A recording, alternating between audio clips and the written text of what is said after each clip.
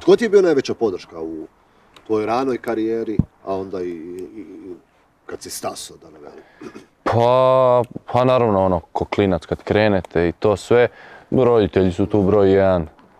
Podržavali su te uvijek? Da. Bez obzira što je to takav sport, nije bilo...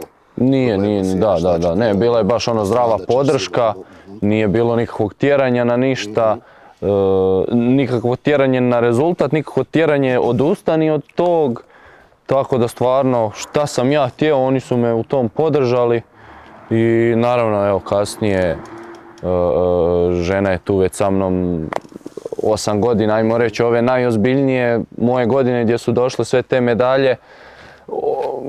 Kažem, uz mene ona tu najviše trpi, jer ona svako moje skidanje kila, moja nervoza se ona mora pretrpiti.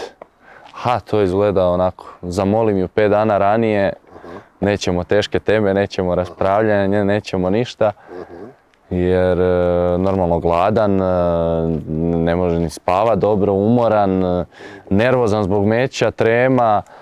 I sve to jednostavno onda su emocije puta 1000.